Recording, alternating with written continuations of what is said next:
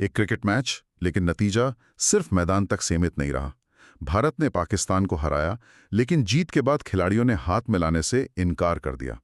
कुछ इसे स्पोर्ट्समैनशिप की कमी कह रहे हैं, तो कुछ इसे आतंकी हमले के बाद भारत का खामोश विरोध मान रहे हैं। इस एक घटना ने सोशल मीडिया से लेकर अंतर्राष्ट्रीय मंच तक बहस छेड़ दी है।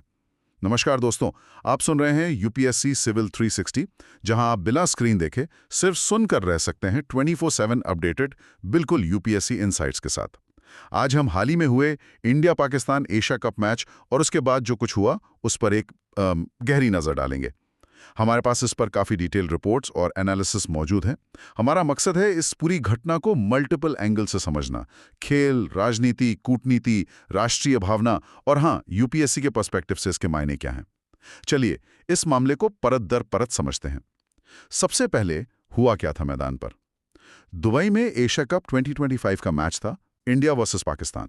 भारत ने पाकिस्तान को काफ़ी आसानी से 7 विकेट से हरा दिया। जी हाँ, मैच काफ़ी वन साइडेड रहा। पाकिस्तान ने पहले बैटिंग करते हुए 20 ओवर्स में 9 विकेट्स पर सिर्फ 127 रन्स बनाए। जवाब में इंडिया ने टारगेट को सिर्फ 15 ओवर्स में 3 विकेट्स खोकर ही हासिल कर लिया, 131 रन्स बनाकर।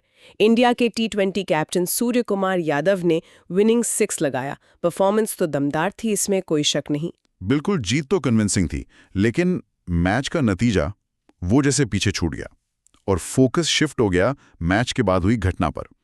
हुआ ये कि जीत के बाद इंडियन टीम ने पाकिस्तानी प्लेयर्स से हाथ मिलाने यानी पोस्ट मैच हैंडशेक करने से इनकार कर दिया। हाँ, और रिपोर्ट्स ये भी बताती हैं कि ये सिर्फ मैच के बाद ही नहीं हुआ। टॉस के समय भी इंडियन कैप्टन सूर्य कुमार यादव और पाकिस्तानी कैप्टन सलमान अली आगा के बीच कोई हैंडशेक या यहाँ तक कि आई कांटेक्ट भी नहीं हुआ था। ये अपने आप में अनयूजुअल था। अच्छा, टॉस के टाइम भी? हाँ बिल्कुल, तो वो एक इंडिकेशन तो शायद पहले ही मिल गया था। और मैच खत्म होते ही जैसे ही विनिंग रन बना, सूर्य कुमार यादव ने शिवम दुबे को इशारा किया और पूरी टीम सीधे ड्रेसिंग रूम की तरफ चल दी। कुछ रिपोर्ट्स में तो यहाँ तक कहा गया कि उन्होंने ड्रेसिंग रूम का दरवाजा अंदर से बंद कर लिया। हाँ, बंद कर लिया, जबकि पाकिस्तानी टीम मैदान पर कस्टमरी हैंडशेक के लिए इंतजार कर रही थी। ये एक बहुत ही डायरेक्ट मैसेज था।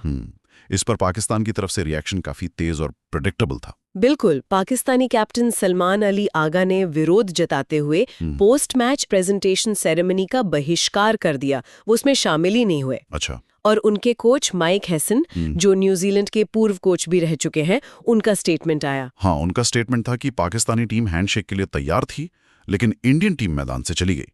उनके शब्द थे, Pakistan was ready to shake hands but India walked away. इसके बाद पाकिस्तान क्रिकेट बोर्ड यानी पीसीबी ने भी फॉर्मल एक्शन लिया है।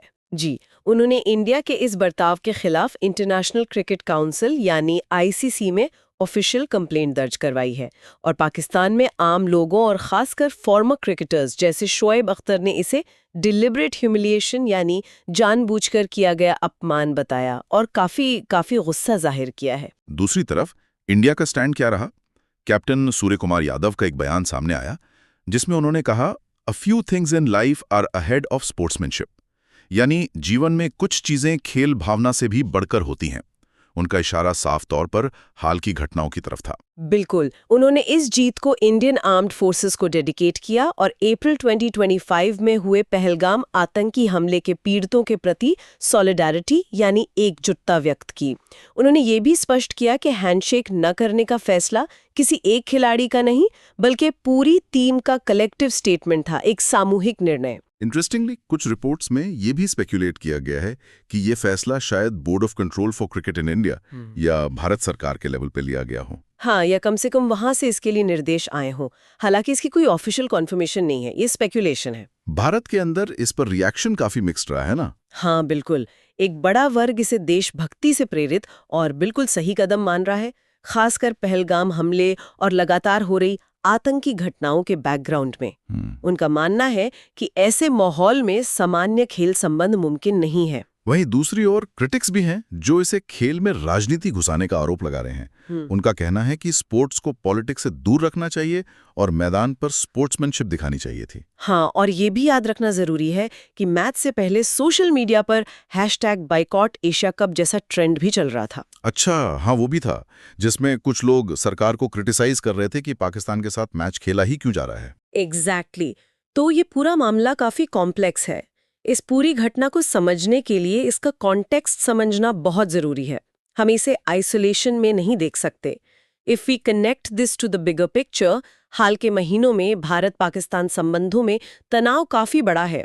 हाँ, खासकर अप्रैल 2025 में जम्मू कश्मीर के पहलगाम में हुए भीषण आतंकी हमले के बाद, जिसमें पाकिस्तान ट्रेंड टेररिस्ट्स ने 26 निर्दोष भारतीय नागरिकों की जान ले ली थी, वो एक बड़ा ट्रिगर पॉइंट था। बिल्कुल। उस हमले के जवाब में भारत ने ऑपरेशन सिंदूर लॉन्च किया था, जिसमें सीमा पार आतंकी ठिकानों पर कार्रवाई की गई थी। इसके अलावा हाल ही में ऐसी इंटेलिजेंस रिपोर्ट्स भी आई हैं कि आतंकी संगठन लश्कर-ए-तैयबा (LET), जिसके ठिकानों को पहले इंडियन एयरफोर्स ने निशाना बनाया था, वो अपने हेडक्वार्टर्स को फिर से बनाने की कोशिश कर रहा है। ये दिखाता है कि सीमा पार से खतरा वो बना हुआ है। तो ये जो हैंडशेक रिफ्यूजल है, इसे उस बड़े कॉन्टेक्स्ट में देखा जाना चाहिए कि ये उसी तनाव का एक रिफ्लेक्शन है। प्रिसाइजली। मई 2025 के हमलों के बाद भारत ने कुछ कड़े डिप्लोमेटिक और स्ट्रेटेजिक कदम उठाए थे, जैसे इंडस वाटर ट्रीटी यानी सिंधु जल संधि के तहत पाकिस्तान के साथ वाटर शेयरिंग को सस्पेंड करना और इस्लामाबाद में अपने डिप्लोमेटिक प्रेजेंस को डाउनग्रेड करना। ये हैंडशेक रिफ्यूजल उसी कंटिन्यूटी में एक सिंबॉलिक जेस्चर के तौर पर देखा जा रहा है कि भारत अब बिजनेस एज यूजुअल के मूड में नहीं है, खासकर जब बात नेशनल सिक्योरिटी की हो। ये क्रिकेट डिप्लोमेसी वाली बात हमेशा उठती है जब भी इंडिया पाकिस्तान खेलते हैं। कहा जाता है कि इससे पीपल टू पीपल कांटेक्ट बढ़ता है, रिश्ते सुधर सकते हैं। लेकिन क्या वाकई ऐसा होता है? हिस्ट्री क्या बताती है? देखिए, क्रिकेट डिप्लोमेसी का विचार ये सुनने में तो अच्छा लगता है, लेकिन सोर्सेज जैसे अमर उजाला का एनालिसिस है, वो बताते हैं कि इसका एक्चुअल ट्रैक रिकॉर्ड बहुत पुअर रहा है। इनफैक्ट शून्य या नेगेटिव ही कह सकते हैं। हाँ, कुछ कोशिशें जरूर हुई। 1952 में पहली बायलैटरल टेस्ट सीरीज खेली गई। 1987 में इंडिया और पाकिस्तान ने मिलकर वर्ल्ड कप होस्ट किया। कुछ मोमेंट्स आए जब लगा कि शायद क्रिकेट रिश्तों पर मरहम लगा सकता है, लेकिन वो टेम्पररी ही साबित हुए, मतलब लॉन्ग टर्म इम्पैक्ट नहीं हुआ। बिल्कुल, क्योंकि जमीनी हकीकत ज्यादा कड़वी थी। 1990s में कश्मीर में ISI स्पॉन्सर्ड टेररिज्म, जिसमें लश्कर-ए-तैयबा, LET और जैश-ए-मोहम्मद JEM जैसे संगठन शामिल थे, उसने माहौल खराब किया। फिर 1999 का कारगिल युद्ध हुआ। हाँ, फिर 2008 में मुंबई पर LET का भयानक आतंकी हमला हुआ। 2019 में पुलवामा हमला हुआ। इन सब बड़ी घटनाओं ने क्रिकेट डिप्लोमेसी के आइडिया को लगभग खत्म ही कर दिया है। और शायद यही वजह है कि 2012-13 के बाद से इंडिया और पाकिस्तान के बीच कोई full fledged bilateral cricket series नहीं हुई है।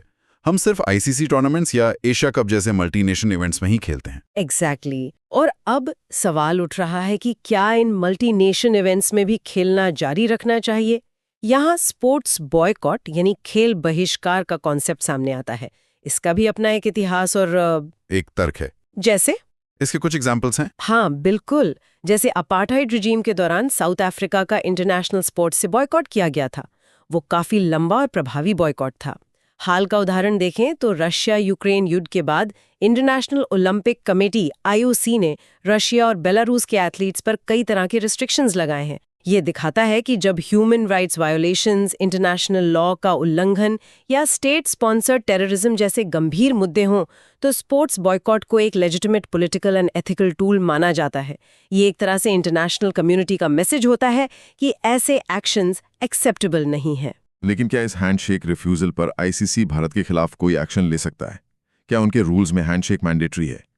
ये एक टेक्निकल पॉइंट है। हाँ, ये एक इम्पॉर्टेंट क्वेश्चन है।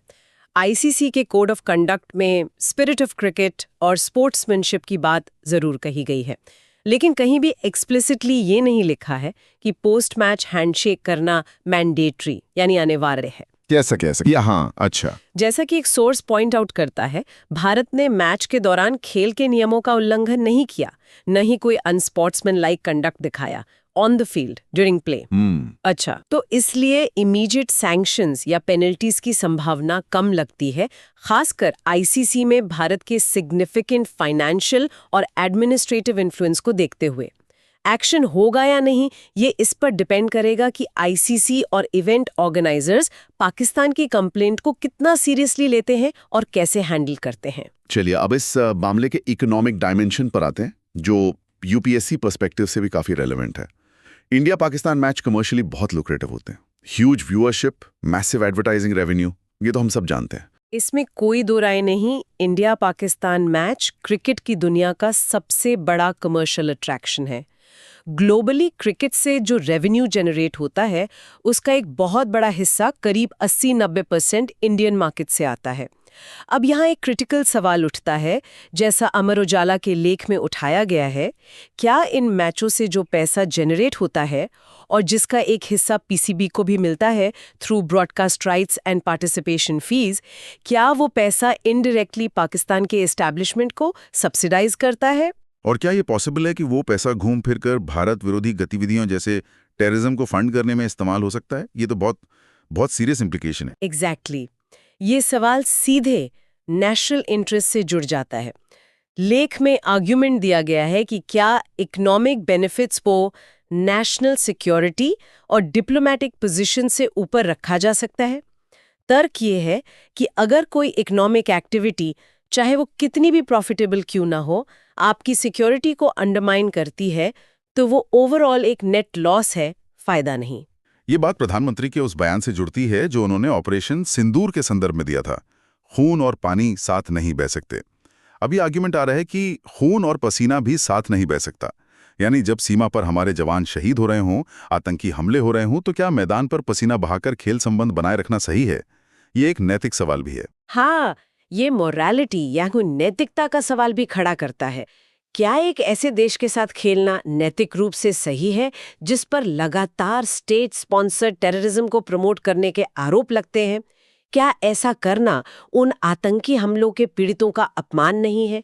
क्या खेल को सामान्य दिखाना, नॉर्मलाइजेशन की कोशिश उस रेजीम को एक तरह की लेजिटिमेसी या वैधता नहीं देती है? तो आर्ग्यूमेंट ये है कि खेल सिर्फ एंटरटेनमेंट नहीं है, ये एक पॉलिसी मैसेज भी देता है कि आप किसके साथ खड़े हैं, किसके साथ नहीं। ये एक स्टेटमेंट है अपने आप में। प्रिसाइसली। इस व्यू के अनुसार क्रिकेट बॉयकॉट पाकिस्तान को इंटरनेशनल लेवल पर आइसोलेट करने का एक नॉन वायलेंट तरीका हो सकता है, जब तक कि वो टेररिज्म को सपोर्ट करने से निर्णायक रूप से पीछे नहीं हटता और क्रेडिबल एक्शन नहीं लेता। सोर्सेज में ये भी मेंशन किया गया है कि ऑपरेशन सिंदूर के समय कुछ पाकिस्तानी क्रिकेटर्स ने सोशल मीडिया पर कथित तौर पर भारतीय कार्रवाई का मजाक उड़ाया था। अच्छा, तो ये सेंटिमेंट भी है कि जब उधर से ऐसी हॉस्टिलिटी है, तो इधर से गुडविल जेस्चर क्यों दिखाया जाए? So the argument concludes that security should be primary and cricket comes after that. Until Pakistan credibly reforms, a boycott isn't just an option, but perhaps a moral and strategic necessity for India. तो अब आगे क्या? What are the future implications? क्या ICC Pakistan की complain पर कोई action लेगा? ये देखना होगा। हाँ, ये देखने वाली बात होगी। हालांकि जैसा हमने डिस्कस किया, भारत के इन्फ्लुएंस को देखते हुए किसी ड्रास्टिक एक्शन की उम्मीद कम है। ज्यादा बड़ा सवाल ये है कि क्या इंडियन टीम फ्यूचर में भी मल्टीलैटरल टूर्नामेंट्स में यही नो हैंडशेक पॉलिसी जारी रखेगी? क्या ये एक न्यू नॉर्मल बन जाएगा इंडिया पाकिस्तान क्रिकेट एनकाउंटर्स में? और दोनों देशों में इस पर पब्लिक डिबेट किस दिशा में जाएगी? क्या ये घटना दोनों देशों के बीच पहले से खराब रिश्तों को और बिगाड़ेगी, या फिर ये एक सिंबॉलिक प्रोटेस्ट बनकर रह जाएगी? ये सब आने वाला वक्त बताएगा, लेकिन ये घटना एक बार फिर ये साबित करती है कि स्पोर्ट्स, खासकर इंडिया पाकिस्तान क्रिकेट, कभी सिर्फ स्पोर्ट्स नहीं होता। ये national security, diplomacy, economics, public sentiment और मोरालिटी के कॉम्प्लेक्स वेब से कितनी गहराई से जुड़ा हुआ है। यूपीएससी एस्पिरेंट्स के लिए ये case study international relations, internal security और एथिकल गवर्नेंस के कई डिमेंशंस को समझने का एक अच्छा मौका देती है। दोस्तों, अब आपके लिए एक सवाल। भारत और पाकिस्तान के बीच स्पोर्ट्स डिप्लोमेसी का संबंध द्विपक्षीय रिश्तों को किस हद तक प्रभावित करता है? अपनी राय हमें कमेंट सेक्शन में जरूर बताइए। अगर आपको ये पॉडकास्ट पसंद आया तो चैनल को लाइक, सब्सक्राइब और शेयर करना मत भूलिए। You are watching UPSC civil 360, the only UPSC channel you can just listen to. मिलते हैं अगले एपिसोड में एक और जरूरी मुद्दे के साथ। धन्यवाद और जय हिंद।